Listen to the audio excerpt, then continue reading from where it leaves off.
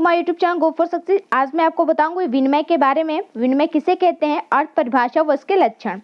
तो आइए video start करते हैं। तो सबसे पहले हम विनिमय के अर्थ को देखेंगे, यानी मीनिंग ऑफ एक्सचेंज। विनिमय को इंग्लिश में एक्सचेंज कहते हैं, आप इसे जरूर याद रखिएगा, बहुत इंपॉर्टेंट होता है किसी भी वर्ड्स को इंग्लिश को याद रखना, ठीक है। तो इसके हम अर्थ को देखेंगे।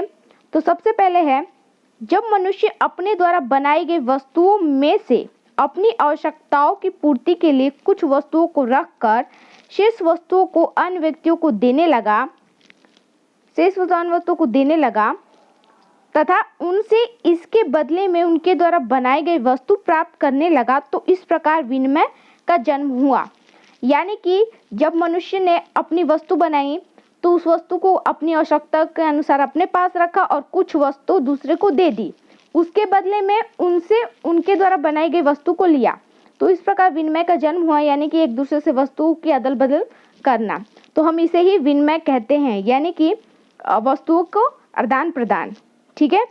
और वर्तमान समय में मुद्रा के माध्यम से विनिमय का कार्य संपन्न किया जाता है, जिसे मुद्रा विनिमय कहा जाता है। यानी कि हम कोई वस्तु खरीदते हैं तो उसके बदले में हम उसे वस्तु नहीं देते बल्कि उसे पैसे देते हैं, या कोई भी चीज़ हो हम उसके बदले में उसे पैसे देते हैं। लेकिन पुराने ज़माने में हम वस्तु के बदले वस्तु देते थे, यानी गेहूं के बदले चावल देते थे। इस प्रकार उस जमाने में विनिमय किया जाता था, ठीक है। अब हम देखेंगे विनिमय की परिभाषा, विनिमय की यानी डेफिनेशन ऑफ एक्सचेंज। तो सबसे पहले है प्रोफेसर जेवेंस के शब्दों में देखेंगे, इन्होंने क्या कहा है। तो इन्होंने कहा है, कम आवश्यक वस्तुओं से अधिक आवश्यक वस्तुओं के अदल बदल को विनिमय कहते हैं। यानी कि जिस वस्तु की आवश्यकता मुझे कम है, मैं उस वस्तु को किसी और को दे के अपनी अधिक आवश्यकता की वस्तु को ले लूँगा, उसे ही हम विनिमय कहेंगे। यानी कि जिस वस्तु की जरूरत मुझे नहीं है मैं दे दूँगी, और मुझे जिस चीज़ की ज़रूरत अधिक है मैं उसे ले लूँगी, एक्सचेंज करके, इसे हम विनिमय कहते हैं।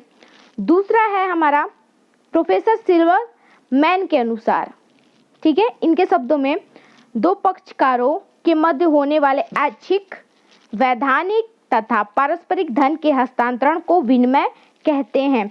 यानी कि ऐच्छिक यानी कि दो पक्षों की इच्छा होनी चाहिए, यानी कि एक के बिना इच्छा के विनिमय नहीं होगा, जबरदस्ती से नहीं, अपनी इच्छा से।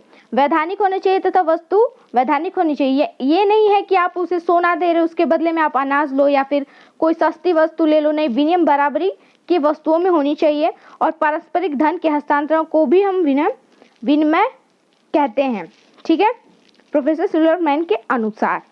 अब हम देखेंगे इसके लक्षण, विनिमय के लक्षण क्या होने चाहिए। यानी कि तो सबसे पहला है इसमें दो पक्षों की अनिवार्यता। इसमें सबसे पहला आता है दो पक्षों की अनिवार्यता। इसका मतलब है कि विनिमय के लिए दो या दो से अधिक व्यक्तियों या पक्षों का होना आवश्यक है। अकेले व्यक्ति द्वारा वस्तुओं का आदान प्रदान नहीं किया जा सकता, यानी कि एक व्यक्ति अकेले विनिमय नहीं कर सकता, उसके लिए दो पक्ष या दो व्यक्ति जरूर चाहिए, ठीक है। दूसरा है धन का हस्तांतरण। धन का हस्तांतरण, इसका मतलब है विनिमय में स्वतः धन या फिर वस्तुएं, सेवाएं या मुद्राएं का हस्तांतरण होता है, इसके अभाव में विनिमय संभव नहीं है। यानी कि विनिमय करने के लिए धन होनी चाहिए, आवश्यक वस्तुएं या सेवाएं या मुद्रा होनी चाहिए, ठीक है। तीसरा है वैधानिक हस्तांतरण। वैधानिक हस्तांतरण, इसका मतलब है विनिमय में धन का हस्तांतरण वैधानिक होता है। गैर कानूनी या अवैधानिक धन के हस्तांतरण को विनिमय नहीं कहा जा सकता। गैर कानूनी चीज़ों के आदान प्रदान को हम विनिमय नहीं कहेंगे, ठीक है। चौथा है पारस्परिक हस्तांतरण, ठीक है। इसका मतलब है धन का हस्तांतरण पारस्परिक एवं समझौते के आधार पर होना चाहिए, यानी कि दो पक्षों के समझौते के आधार पर होना चाहिए, ठीक है। पांचवा है ऐच्छिक हस्तांतरण। यानी कि विनिमय में धन का हस्तांतरण स्वतः ऐच्छिक होता है, अर्थात धन के हस्तांतरण के लिए किसी भी पक्ष पर दबाव नहीं डालना चाहिए। धन हो या फिर कोई वस्तु हो, उसके यानी कि उसके आदान प्रदान के लिए उस पर दबाव नहीं डाला जाना चाहिए, ठीक है। अब हम देखेंगे छठवां और आखिरी, दोनों पक्षों को लाभ। यानी कि दोनों पक्षों को लाभ, इसका मतलब क्या है, विनिमय में दोनों पक्षों को लाभ मिलने की अनिवार्यता है, यानी कि केवल एक पक्ष को लाभ मिलने पर उस क्रिया को हम विनिमय नहीं कहेंगे। ठीक है, उदाहरण के लिए भेंट या दान को विनिमय नहीं कहा जा सकता, क्योंकि यदि हम किसी को गिफ्ट देते हैं या किसी को दान देते हैं तो इस क्रिया में केवल एक पक्ष को लाभ मिलता है, दोनों पक्षों को लाभ नहीं मिलता। इस प्रकार के विनिमय को हम विनिमय नहीं कहेंगे। ठीक है, अब हम विनिमय को समझने के लिए उदाहरण देखेंगे। ठीक है, तो उदाहरणार्थ आप देखें, राम 1 रुपया लेकर दुकानदार से पेंसिल लेता है तो ये क्रिया विनिमय कहलाएगी। यदि राम एक दुकानदार से 1 रुपये में एक पेंसिल खरीदता है तो यह क्रिया विनिमय कहलाएगी। वो कैसे कहलाएगी, समझिए इसे, कि राम और दुकानदार दो पक्ष हैं। ठीक है, राम है और दुकानदार है, दो पक्ष है, विनिमय में दो पक्ष होने चाहिए। ठीक है, दूसरा है धन का हस्तांतरण हुआ है, यानी कि राम ने 1 रुपया दिया यानी धन का हस्तांतरण हुआ है। ठीक है, राम को भी फायदा हुआ और दुकानदार को भी उसे पेंसिल मिल गई, उसे पैसा मिल गया। दूसरा है इसमें हस्तांतरण वैधानिक है, यानी कि ऐच्छिक और वैधानिक है। राम ने 1 रुपया दिया और दुकानदार ने लिया, उसके बदले उसे पेंसिल दी, यानी वैधानिक है, इसमें कोई जुर्म नहीं है, अवैधानिक बिल्कुल भी नहीं है।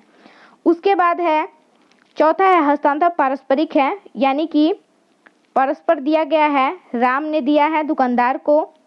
ठीक है, उसके बाद है पांचवा ऐच्छिक, यानी कि यह इच्छा से हुआ है। राम गया पेंसिल खरीदने, उसने 1 रुपया दिया और एक पेंसिल ले लिया, यानी दुकानदार ने भी दे दिया। उन दोनों की इच्छा के साथ विनिमय किया गया। ठीक है, इसलिए यह ऐच्छिक है और इसी को हम विनिमय कहते हैं। इसके विपरीत यदि राम पिटने की धमकी देकर श्याम से पेंसिल छीन लेता है, फॉर एग्जाम्पल यदि राम पिटने की धमकी देकर श्याम से पेंसिल छीन लेता है तो विनिमय नहीं कहलाएगा, क्योंकि इस क्रिया में एक पक्ष है, पारस्परिक नहीं है, अवैधानिक है तथा वस्तु बलपूर्वक ली गई है, स्वतंत्र और ऐच्छिक नहीं है। यहाँ श्याम ने ऐच्छिक रूप से वस्तु नहीं दी है, इसलिए कहेंगे कि राम 1 रुपया लेकर दुकानदार से पेंसिल लेता है तो यही वैधानिक विनिमय कहलाएगा। ठीक है, अगर आपको मेरी वीडियो अच्छी लगे तो प्लीज़ मेरे वीडियो को लाइक और चैनल को सब्सक्राइब जरूर करें। Thanks for watching.